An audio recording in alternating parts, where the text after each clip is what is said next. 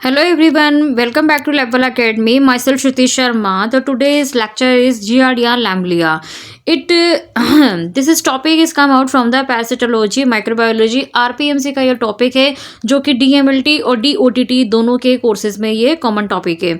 तो basically giardia लैम्बलिया क्या है? एक प्रकार का यूनिसेलुलर एंड यूनिसेलुलर है और एक प्रकार यूनिसेलुलर का मतलब क्या होता है? एक कोशिकीय, और एक कोशिकीय के साथ में ये यूकैरियोटिक है। तो यूकैरियोटिक का मतलब क्या है? क्योंकि इसके अंदर क्या है? वेल डेवलप्ड न्यूक्लियस है।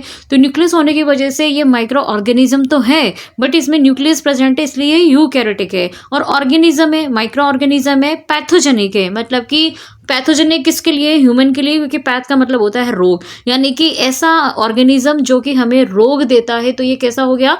पैथोजेनिक ऑर्गेनिज्म है। तो आज के वीडियो में या आज के लेक्चर में आप पूरे वीडियो में बने रहें, आपके सारे कॉन्सेप्ट और आपको यहाँ से इसके नोट्स भी मिल जाएंगे। सफिशिएंट नोट्स है यहाँ पर एक जियार्डिया लैम्बलिया के बारे में, पॉइंट टू पॉइंट हम यहाँ पे सारी चीज़ें डिस्कस करेंगे। तो फर्स्ट यहाँ पे आएगा introduction, then morphology, life cycle, pathogenesis and laboratory diagnosis. तो स्टार्ट करते हैं आज का वीडियो। तो देखिए ये वाला जो दिख रहा है आपको यहाँ पे स्ट्रक्चर, आपको ये जो दिख रहा है ये है बेसिकली जियार्डिया का एडल्ट। तो ये जो जियार्डिया का एडल्ट है बेसिकली ये हमको दिख रहा है कि यहाँ पे इसके अंदर क्या प्रेजेंट है? फ्लैजिला। क्या प्रेजेंट है? फ्लैजिला। तो बेसिकली जब ये जो फ्लैजिला होते हैं तो ये फ्लैजिला के किस नाम से जाने जाते हैं? ये फ्लैजिलेट टाइप के हैं। दूसरा ये फ्लैजिलेट जो है इंटेस्टाइन फ्लैजिलेट, क्योंकि ये कहाँ पाए जाते हैं? इंटेस्टाइन में पाए जाते हैं। तो इसको हम क्या बोलते हैं? Intestine protozoa. ठीक है, क्योंकि इंटेस्टाइन में पाया जा रहा है तो ऑब्वियसली इंटेस्टाइन प्रोटोजोआ है। और दूसरा ये फ्लैजिलेट है। ओके, तो देखिए इंट्रोडक्शन में हमने यहाँ पे क्या दे रखा है कि Giardia lamblia is a flagellate protozoa. क्या है ये? Giardia lamblia is a flagellate protozoan parasite है ये। ठीक है, एक मिनट। तो ये जो जियार्डिया लैम्बलिया है ये इंटेस्टाइनल प्रोटोजोआ है। तो साथ में ये जो हमें डिजीज कॉज करता है उसका नाम क्या है? उसका नाम है जियार्डिसिस। तो जियार्डिसिस डिजीज होती है जिसके अंदर स्टूल निकलता है, डिसेंट्री हो जाती है पेशेंट को, और इन्फेक्ट करता है ये कहाँ पर? स्मॉल इंटेस्टाइन में। तो स्मॉल इंटेस्टाइन बेसिकली इसका क्या कहलाता है? हैबिटेट कहलाता है। हैबिटेट का मतलब होता है आवास। तो हम यहाँ से हैबिटेट भी समझ सकते हैं कि ये जो जियार्डिया है वो कहाँ रहता है? स्मॉल इंटेस्टाइन के ड्यूडेनम और जेजुनम के बीच में रहता है। स्मॉल इंटेस्टाइन के बेसिकली 3 पार्ट होते हैं, ड्यूडेनम, जेजुनम और इलियम। तो इलियम लास्ट पार्ट है स्मॉल इंटेस्टाइन का, फर्स्ट ड्यूडेनम है, सेकंड जेजुनम है और जेजुनम है, और थर्ड है इसका इलियम। तो ये कहाँ रहता है? ये यहाँ रहता है, इन दोनों के बीच में रहता है ये। ठीक है, नाउ अब हम देखेंगे इसमें आगे कि इसमें कॉमन कॉज क्या है इसका? कॉमन कॉज डिजीज का ये होता कैसे है? तो बेसिकली ये जो होता है वो होता है water borne diarrhoea and world wide distribution common in children. तो सबसे ज़्यादा ये किस में होता है? बच्चों के अंदर पाया जाता है, क्योंकि सिस्ट बच्चों के अंदर चली जाती है। और ये वाटर बॉर्न डायरिया मतलब कि वाटर में पाई जाने वाली सिस्ट की वजह से जब किसी पेशेंट को डायरिया हो जाता है तो ये कहलाता है वाटर बॉर्न डायरिया, जिसको हम जानते हैं जियार्डिसिस डिजीज के नाम से। यहीं पर हमने इंट्रोडक्शन में दे रखा है कि जो इसकी इन्फेक्टिव स्टेज होगी वो कौन होगी? सिस्ट होगी, ट्रोफोजोइड नहीं होगी, सिस्ट होगी। और ये हमें ट्रांसमिट कैसे करेगा? ये बेसिकली हमें ट्रांसमिट करेगा फीको ओरल रूट से। तो अब हम इसकी आगे बात करेंगे मार्फोलॉजी की। तो देखिए यहाँ पे डायग्राम बना हुआ है जियार्डिया का। तो देखिए जियार्डिया की जो मार्फोलॉजी होती है इसमें 2 पार्ट होते हैं, एक होता है ट्रोफोजोइड और एक पार्ट होता है इसमें इसका सिस्ट। तो पहले हम एक एक पार्ट को कंप्लीट करेंगे। तो देखिए मार्फोलॉजी में हमें सबसे पहले देखना है इसका ट्रोफोजोइड। तो देखिए ट्रोफोजोइड में हम यहाँ पे देख रहे हैं कि ये जो आपको इसमें लटके हुए जो चीज़ें दिख रही हैं बेसिकली वो क्या है? लटकी हुई चीज़ें यहाँ पर ये है इसके फ्लैजिलेट्स, क्योंकि मैंने इसको क्या नाम दिया था? इसको हमने नाम दिया था यहाँ पर flagellate, intestine flagellate protozoa, intestine flagellate protozoa. तो ये जो इंटेस्टाइन फ्लैजिलेट प्रोटोजोआ है तो क्यों? क्योंकि इसके अंदर कितने फ्लैजिला प्रेजेंट है अभी हम आपको यहाँ पे बताएंगे। तो यहाँ पे कितने फ्लैजिला प्रेजेंट हैं? तो बेसिकली देखिए आप यहाँ पर ये इसका पूरा जो एक टेनिस का रैकेट नहीं होता है, टेनिस के रैकेट का ऊपर वाला जो पार्ट होता है, ठीक है, बड़ा वाला पार्ट वैसा नहीं दिख रहा, या फिर कोई पत्ती होती लीफ के आकार का वैसा दिख रहा है। ठीक है, तो यहाँ पर ये जो तो आपको गोल गोल बड़े से दिख रहे हैं ना ये वाले, ये क्या है? इसकी सकलिंग डिस्क है। क्या बोलते हैं इसको हम? Sucking disc. और इसी के अंदर क्या प्रेजेंट होते हैं? ये देखिए यहाँ पे ये न्यूक्लियस जो ब्लैक कलर का दिख रहा है ये न्यूक्लियस है। और ये इसका ऑर्गन टाइप से मान लीजिए सकलिंग, जिसकी वजह से ड्यूडेनम और जेजुनम में स्मॉल इंटेस्टाइन में अडैर रह के चिपक के रहता है। दूसरा बेसल बॉडी यहाँ पे बनी हुई है और इसका जो न्यूक्लियस है वो यहाँ पे प्रेजेंट है। पैरा बेसल बॉडी यहाँ पे इस तरह से यहाँ पे प्रेजेंट होती है। तो पैरा बेसल बॉडी भी बेसिकली वहाँ से फ्लैजिला निकलते हैं, ठीक है। अब इसमें हम देखें कि इसकी जो सिमेट्री होती है वो कैसी होती है। देखिए बायोलेटरल सिमेट्री है इसका। अगर आप पार्ट आधा करेंगे ना तो बायोलेटरल, यानी कि जो पार्ट राइट साइड में है वही पार्ट इसकी लेफ्ट साइड में भी है। इधर न्यूक्लियस है, इधर भी न्यूक्लियस है। इधर यहाँ पे कितने फ्लैजिला हैं, 1 2 3 और ये 4। इधर कितने हैं, 1 2 3 एंड 4। तो 4 फ्लैजिला इधर है और 4 फ्लैजिला इधर है। तो ये कैसी हो गई, बाइसिमेट्रिकल, यानी जितने पार्ट और जितनी चीजें इधर साइड है वही इतने पार्ट यहाँ पर भी। तो इसको हम बोलते हैं बाइलेटरल सिमेट्रिकल। फिर है इसमें फ्लैजिला, वो मैंने भी आपको बताए हैं कि यहाँ पे 4 फ्लैजिला इसके प्रेजेंट होते हैं। कुछ होते हैं यहाँ पे हमने नीचे दिखा रखे हैं, जबकि एग्जैक्टली इसके फ्लैजिला ऐसे एंटीरियर में होते हैं, 2 पोस्टीरियर में होते हैं और 2 यहाँ पे इसके पैराबेसल बॉडी से 2 पैर इसमें यहाँ से निकलते हैं, ठीक है। साथ में अगर हम इसके सरफेस की बात करें तो ये जो अपर पार्ट होता है ये होता है इसका कॉन्वेक्स, और ये वाला जो डोर्सल वाला पार्ट, ये डोर्सल वाला पार्ट होता है। एक मिनट,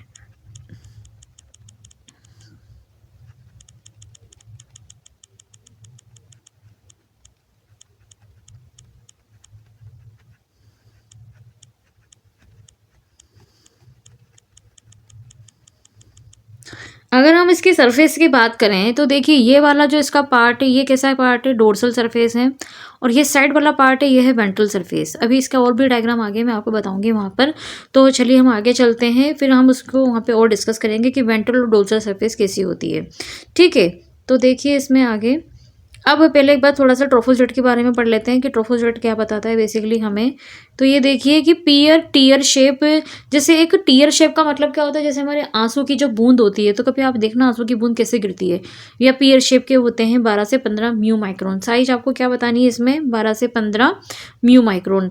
फिर है 2 न्यूक्लियाई ओवल आइस अपीयरेंस, कैसा दिखता है ये, बेसिकली आपको दिख रहा है ना यहाँ पे ये आइस की तरह दिख रहा है, जबकि ये आइस है नहीं, लेकिन ये दिखेगा कैसे, जैसे कोई आइस है। 4 पेयर ऑफ फ्लैजिला, 4 फ्लैजिला मतलब टोटल कितने फ्लैजिला हो गए यहाँ पर, 8 हो गए, है ना। अब 4 इधर और 4 इधर। Ventral suckling disc motile feeding and stage, क्योंकि वेंट्रल सक्लिंग डिस्क, वेंट्रल अभी क्यों बोलते हैं मैं आगे समझाऊंगी आपको। सक्लिंग डिस्क का काम क्या होता है, बेसिकली सक्लिंग डिस्क का काम होता है इसको चिपक के रखने का, मोटाइल करने का, इसका फीडिंग मटेरियल भी ऐसे ले लेता है कभी कभी, ठीक है। हम आगे बढ़ते हैं। इसमें इसका जो सेकेंड पार्ट होता है वो होती है सिस्ट। अभी आगे भी डायग्राम आएगा, आराम से समझिए आप इसको। तो सिस्ट जो होती है वो कैसी होती है, ओवल शेप में होती है, ठीक है। कैसी शेप में होगी ये, ओवल शेप में होगी।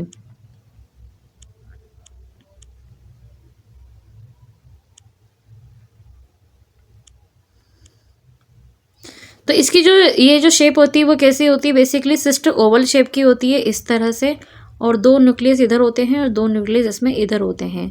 तो बेसिकली ये जो न्यूक्लियस होते हैं ये क्या होती है, हमारी सिस्ट होती है। तो 4 न्यूक्लियाई हैं, कितने हैं, 1 2 3 एंड 4, 4 न्यूक्लियाई है। यहाँ पे क्या होती है, इसकी थिक सिस्ट वॉल होती है। कैसी वॉल होती है, थिक सिस्ट वॉल होती है यहाँ पर, और नॉन मोटाइल होती है। क्यों, क्योंकि इसके अंदर कोई भी फ्लैजिला प्रेजेंट नहीं है। तो जब फ्लैजिला प्रेजेंट नहीं है तो इसके अंदर ये नॉन मोटाइल प्रेजेंट होगी, ऑब्वियसली वाली बात है। अब आप इस डायग्राम को ध्यान से देखिए, ठीक है। यहाँ पे जो फ्लैजिला है वो हमने अच्छे से यहाँ पे बता रखा है कि कैसे यहाँ पे फ्लैजिला है। तो देखिए यहाँ पे ये एक फ्लैजिला यहाँ से निकल रहा है, एक फ्लैजिला यहाँ से निकल रहा है, एक यहाँ से और 2 और इस साइड से, ठीक है। इसको हम क्या बोलते हैं, कोडल फ्लैजिला। ये वाली जो सरफेस होती है ना ये कहलाती है वेंट्रल सरफेस, यानी कि देखिए यहाँ पे ये जो इसका एक वाला पार्ट है, अगर हम इसके एक साइड की बात करें, मैं ये कह रही हूँ कि ये जो साइड वाली पार्ट है ना ये कहलाती है वेंट्रल सरफेस, और ये वाली पार्ट है ये कहलाती है डोर्सल, ठीक है। और ये वाली कहलाती है वेंट्रल, वेंट्रल मतलब साइड वाली। तो अगर मैं इसकी बात करूँ तो ये वाली जो पार्ट है, ये जो वाला एक पार्ट है वो हमने पूरा यहाँ पर बना रखा है, एक साइड का हमने पूरा डायग्राम बना रखा है। तो एक साइड में देखेंगे तो देखिए यहाँ पर इसको, कि इधर देखिए एक बार, अगर यहाँ पे न्यूक्लियस है तो ये यहाँ पे ये न्यूक्लियस बना हुआ है, ठीक है। एक साइड की बात कर रहे हैं ना यहाँ पर। अगर यहाँ पे ये देखिए कि ऊपर की साइड में यहाँ पे एक फ्लैजिला बना रखा है, यहाँ फ्लैजिला, ये सारे, तो हमने इसको थोड़ा सा साइड वाला डायग्राम है इसका, ठीक है। पोस्टीरियर फ्लैजिला है, वेंट्रल सरफेस है, बेसल बॉडी है, ये एंटीरियर फ्लैजिला, एंटीरियर मतलब आगे वाला, वेंट्रल डिस्क है। इसको ये जो सक्लिंग डिस्क होती है इसका दूसरा नाम क्या है, बेसिकली इसका दूसरा नाम है वेंट्रल डिस्क। क्यों? क्योंकि वेंट्रल डिस्क भी बोलते हैं क्योंकि ये कहाँ प्रेजेंट है, साइड में प्रेजेंट है ना, इसके साइड वाले पार्ट में दिखती है लटकी हुई ना, ठीक है। और बाकी ये फ्लैजेलस में ही 4 इधर और 4 इधर हैं, तो इसमें 4 इधर होंगे, ठीक है। और यहाँ पे अगर हम सिस्ट की बात करें तो सिस्ट देखिए यहाँ पे कितने न्यूक्लियस है, 1 2 3 एंड 4। बाहर की साइड में क्या प्रेजेंट है, मोटी सी है, सिस्ट वॉल प्रेजेंट है। ये क्या प्रेजेंट है यहाँ पे, एक्सोनी में जो उसको सहारा देती है, ठीक है। और ये भी क्या प्रेजेंट है, न्यूक्लियस।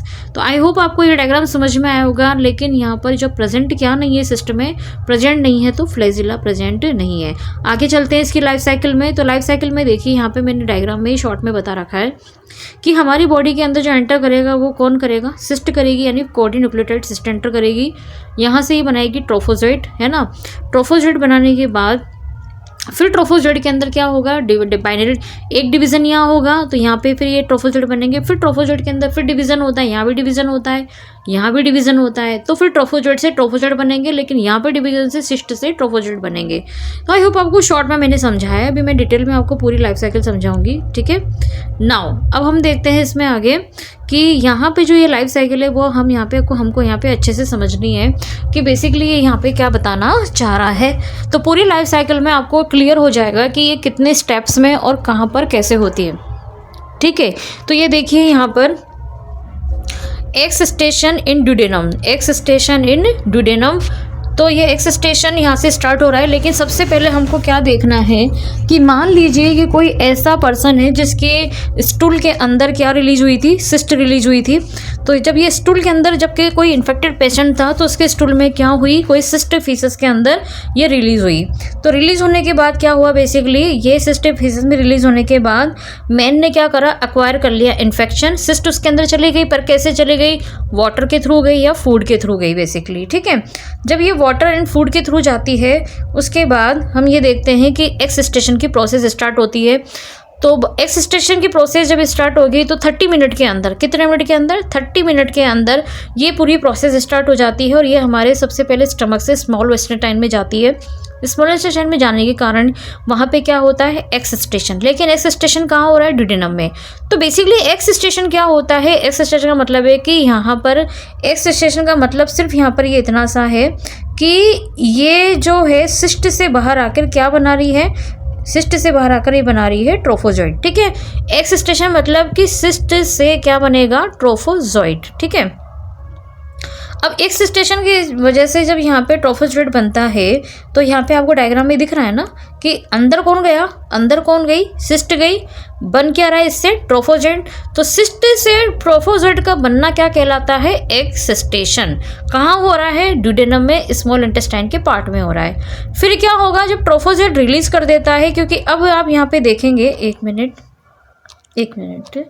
जब आप यहाँ पे देखेंगे तो यहाँ पे जो एक्स स्टेशन है, एक्स स्टेशन से ये जो सिस्ट है इसमें कितने न्यूक्लियस है, 4। ट्रोफोजोइड में कितने न्यूक्लियस की रिक्वायरमेंट है, 2। तो एक सिस्ट से कितने ट्रोफोजोइड बनेंगे, 2 ट्रोफोजोइड, ठीक है। आई होप आपको यहाँ तक समझ में आ गया होगा। आगे बढ़ते हैं। अब ट्रोफोजोइड के अंदर क्या होगा, बाइलैटरल, इसमें क्या होगा, डिवीजन होगा। तो बाइलैटरल डिवीजन होगा यानी खड़ा डिवीजन होगा, तो क्या होगा, इससे 2 ट्रोफोजोइड बन जाएंगे। यहाँ कितने हैं, 1, और यहाँ कितने हो गए, 2, क्योंकि बाइलैटरल हो रहा है यानी खड़ा वर्टिकल इसमें डिवीजन हो रहा है, जिसकी वजह से 2 बाइनरी फिजन होगा, क्योंकि यूकैरियोटिक है लेकिन एक कोशिकीय है। ट्रोफोजोइड इस तरह से लॉन्गिट्यूडल बाइनरी फिजन करते जाएंगे और बहुत सारे ट्रोफोजोइड बनते जाएंगे। सारे ट्रोफोजोइड बन के करेंगे क्या, जो स्मॉल इंटेस्टाइन का जो ड्यूडेनल पार्ट है उसकी म्यूकोसा में जाके ये क्या करेंगे, वहाँ पे चिपक जाएंगे।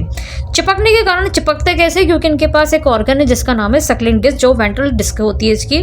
फिर ट्रोफोजोइड वहाँ पे आगे जब इनका 3 वीक का जब इनका टाइम पूरा होने लगता है तो पेशेंट भी हील करने लगता है, और 3 वीक के बाद ये ट्रोफोजोइड क्या होते हैं, वहाँ से रिलीज होकर नीचे लार्ज इंटेस्टाइन में प्रवेश करते हैं। लार्ज इंटेस्टाइन में प्रवेश करने के बाद, क्योंकि अब इनका टाइम पूरा हो रहा है ना, तो टाइम पूरा होने के बाद लार्ज इंटेस्टाइन में जाने के बाद ये डायरेक्टली किस में चेंज हो जाएंगे, 4 न्यूक्लियोटाइड में। तो ये 4 जो क्वाड्रीन्यूक्लियोटाइड न्यूक्लियस वाली सिस्ट होती है, फिर वो फाइनली पेशेंट के स्टूल से पास हो जाती है। स्टूल से पास होने के बाद अगेन ये सिस्ट जो होती है वो किसी दूसरे पेशेंट को इन्फेक्ट करने के लिए तैयार होती है। ये आपको ध्यान रखना है कि सिस्ट जो होती है ना, इसके ऊपर इतनी कठोर सेल वॉल इसलिए होती है ताकि वो बाहर वाले अनवांटेड एनवायरनमेंट में रह सके, अपना सर्वाइवल कर सके, ताकि जब कोई इसको इंटेस्टाइन मिले तो ये फटाक से अपना क्या कर सके, चेंज करके ये फिर उसको ट्रोफोजोइड में चेंज कर पाए, ठीक है। आगे बढ़ते हैं। तो यहाँ पे मैं आपको बताना चाहूँगी कि यहाँ पे ये जो चीज़ है कि आपको ध्यान रखना है कि एक्स सिस्टेशन का मतलब होता है कि सिस्ट से ट्रोफोजोइड बनना, और एन सिस्टेशन का, एक मिनट, एन सिस्टेशन का मतलब होता है वापस ट्रोफोजोइड से सिस्ट का बनना। बस ये दो चीज़ आपको ध्यान रखनी है कि एक्स सिस्टेशन का मतलब होता है सिस्ट से ट्रोफोजोइड, और एन सिस्टेशन का मतलब होता है ट्रोफोजोइड से सिस्ट बनना। इन्फेक्टिव स्टेज की बात करें तो हमारी बॉडी में कौन प्रवेश करता है? Cyst.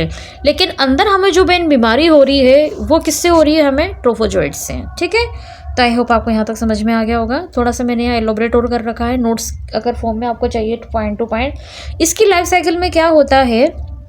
Injection of cyst via contaminated food and water, यानी इसका जो ट्रांसमिशन होगा वो कैसे होगा? वाटर एंड फूड से होगा। ठीक है, एक्स स्टेशन है ड्यूडेनम, कहाँ हो रहा है? ड्यूडेनम, जो मैंने लाइफ साइकिल में बताया है।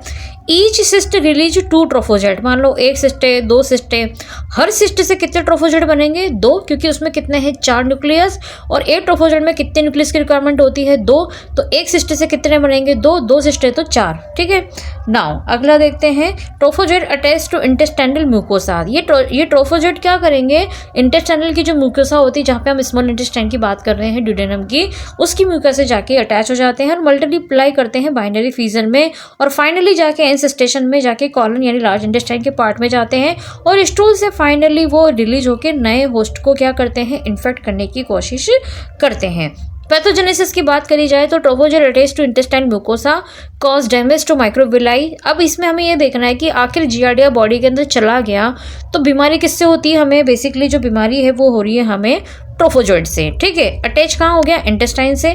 काम क्या कर रहा है वहाँ पर? ये जाके काम कर रहा है, डैमेज कर रहा है माइक्रोविलाई। देखिए हमारी आंतों के अंदर क्या होता है, जो खाना पचता है ना, तो वहाँ पे आंतों में छोटी छोटी माइक्रोविलाइज होती हैं जो कि क्या करती है? हमारे खानों को पचाने का काम करती है। लेकिन जब माइक्रोविलाई को डैमेज कर देगा ये, तो फिर क्या होगा? जो भी आपने खाना खाया है ना, उससे ना तो कार्बोहाइड्रेट अब्जॉर्ब होगा ना फैट होगा, तो ये जो प्रोसेस होता है कैसा हो जाता है? लो हो जाता है। ठीक है, आगे देखते हैं, lead to malabsorption syndrome. अब माल एब्जॉर्प्शन का मतलब क्या होता है? माल मतलब कमी, एब्जॉर्प्शन मतलब अवशोषण। तो ये हमारे अंदर बॉडी के अंदर वाइटामिन होते हैं, जैसे विटामिन होते हैं, फॉलिक एसिड्स होते हैं ना, इन सब का क्या करता है? ये माल एब्जॉर्प्शन करता है, मतलब बहुत कमी कर देता है। इस कारण से क्या होता है कि पेशेंट को बहुत ज़्यादा एब्डोमिनल पेन होता है, ब्लॉटिंग होती है, और इसके अंदर साथ में फ्लैचुलेंस होती है, मतलब क्रम्पिंग टाइप की होगी, उसको दर्द होगा बहुत ज़्यादा, उसको भूख भी नहीं लगेगी, पेट सा फूल जाएगा, मितली भी आएगी, नोजिया भी होगा, वॉमिटिंग भी होगी, साथ में बहुत सारी चीज़ें होती है। वेट लॉस क्यों हो रहा है? क्योंकि उसकी बॉडी एब्जॉर्ब ही नहीं कर रही। जब खाना उसकी बॉडी को नहीं लग रहा तो ऑब्वियसली वेट लॉस होगा। विटामिन की डेफिशिएंसी हो जाएगी, फॉलिक एसिड कम हो जाएगा, है ना। और एक क्लिनिकल फीचर में अगर हम इसके स्टूल की बात करें तो अगर हमें कैसे पता चलेगा कि ये एंटामीबा का स्टूल है या जियार्डिया का स्टूल है, तो कि मैं आपको एक चीज़ बता दूं, यहाँ पर इसका जो डायरिया होता है कैसा होता है? ग्रीसी डायरिया होता है, दिख जाता है कि किस तरह का सैंपल आया है। साथ में इस टाइप के पेशेंट के स्टूल में क्या होगा? बेसिकली ये फाउल स्मेलिंग आती है। ठीक है, बहुत गंदी स्मेल आती है, जो अलग ही पता चल जाता है कि जियार्डिया का पेशेंट है ये। ठीक है, नाउ अगला देखते हैं हम लेप्टानोसिस। तो इतना कुछ समझने के बाद हमें इतना तो समझ में आ गया है कि इंटेस्टाइन कैसा पैरासाइट है? ये इंटेस्टाइन पैरासाइट है। तो इंटेस्टाइन जितने भी पैरासाइट होते हैं उनमें क्या होता है कि जो सैंपल होता है वो बेसिकली क्या होता है? स्टूल। क्योंकि इंटेस्टाइन से कोई भी चीज़ आप जाएगी तो कहाँ से थ्रू बाहर आएगी? स्टूल के फॉर्म में बाहर आएगी। तो ये पैरासाइट भी किसके फॉर्म में बाहर आएंगे? बेसिकली स्टूडेंट, ये भी फॉर्म में बाहर आएंगे, स्टूल के फॉर्म में। तो बेसिकली हमें यहाँ पे किसका एग्जामिनेशन करना है? स्टूल का एग्जामिनेशन करना है। सिस्ट इन फॉर्म्ड स्टूल, ये जो भी सिस्ट आएगी वो स्टूल के फॉर्म में आएगी। ट्रोफोजोइड इन वाटर स्टूल, यानी कि यहाँ पे अगर ट्रोफोजोइड अगर आपको स्टूल में देखना है तो जियार्डिया वाले पेशेंटों का जो सैंपल होगा वो कैसा होगा? वाटरी होगा। अब आपके दिमाग में क्वेश्चन आ रहा होगा कि एंटामीबा में भी स्टूल था, जियार्डिया में भी स्टूल था, दोनों में फ़र्क क्या होता है? तो भाई इसमें बहुत फ़र्क होता है। हमने यहाँ कहीं भी नहीं लिखा कि ब्लड आ रहा है, लेकिन एंटामीबा में आपने ध्यान हो तो हमने ये पढ़ा है कि उसके स्टूल के अंदर म्यूकस आता है, ब्लड आता है। थोड़ा उसका सैंपल सॉलिड भी हो सकता है, लेकिन यहाँ पे जो सैंपल है वो कैसा होगा?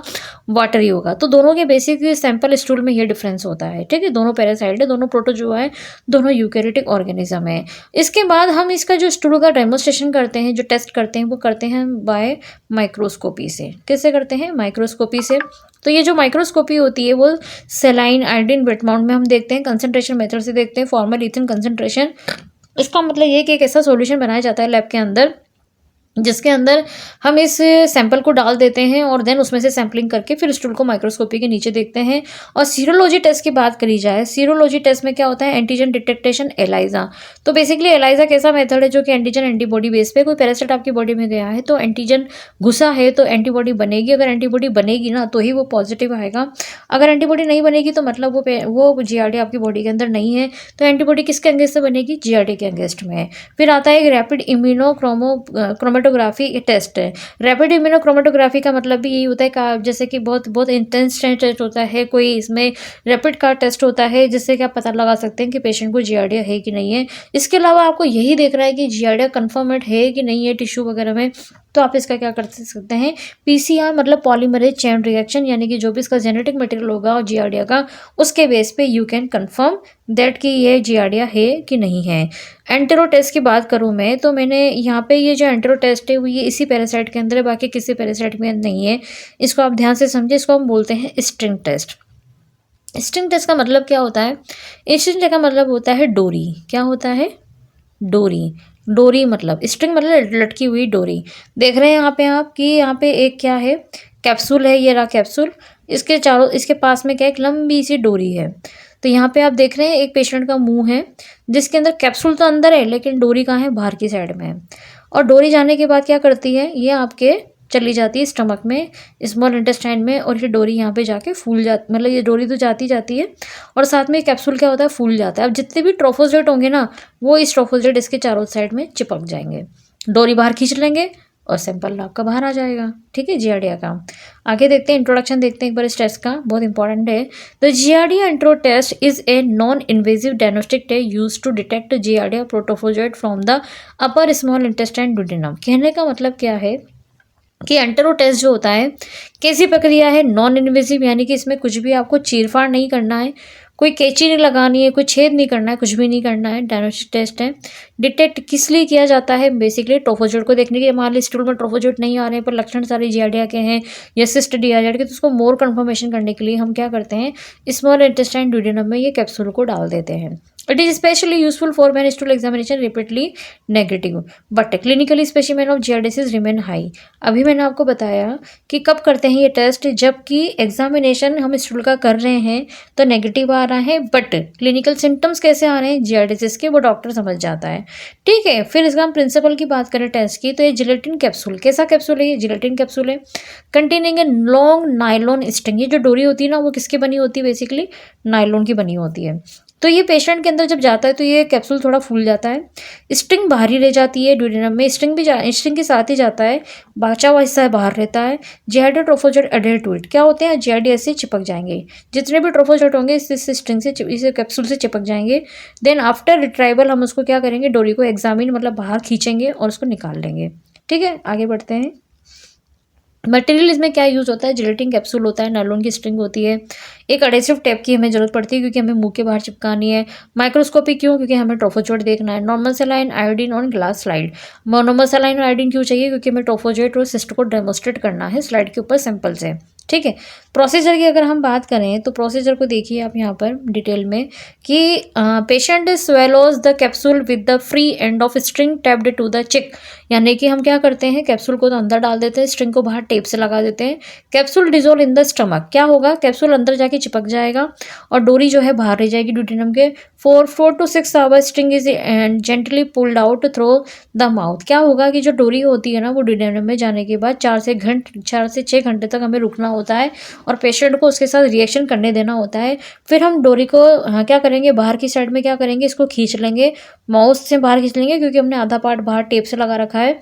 तो हम क्या देखेंगे, डोरी के साथ कुछ म्यूकस आ रहा है, साथ में कुछ प्लेस और साइड जो भी हमें किसी चीज़ में कलेक्ट करके सैंपल को, फिर उसकी हम क्या करेंगे, माइक्रोस्कोपी करेंगे। वही हम आयोडीन लेंगे, सलाइन लेंगे उसके साथ, अगर उसमें ट्रोफोजोइट होंगे तो यू कैन सी दैट। ठीक है, तो माइक्रोस्कोपी फाइंडिंग में हमको क्या मिलने वाला है फाइनली स्टेज से कि ये जो ट्रोफोजोइट होते हैं वो मोटाइल है कि नहीं है, जियार्डिया पीयर शेप में है कि नहीं, बायलैटरल सिमेट्रिकल है कि नहीं, 2 न्यूक्लिया इसके अंदर प्रेजेंट है कि नहीं, आई जैसी दिखते हैं, वेंट्रम सक्लेंट डिस्क दिखती है, फ्लैजिला विजिबल होने चाहिए। तो ये सारे किसके सिम्टम्स है, बेसिकली ये सारे सिम्टम्स होते हैं ट्रोफोजोइट के। तो वो आपको किससे दिखेगा इसके अंदर, वो बेसिकली आपको दिखने वाला है ट्रोफोजोइट के अंदर, कि जो ट्रोफोजोइट की जो भी स्ट्रक्चर होती है वो आपको एंटेरोटॉइड से आसानी से देख आप सकते हैं पूरे प्रोसेस के बाद। तो thanks for watching and like and subscribe.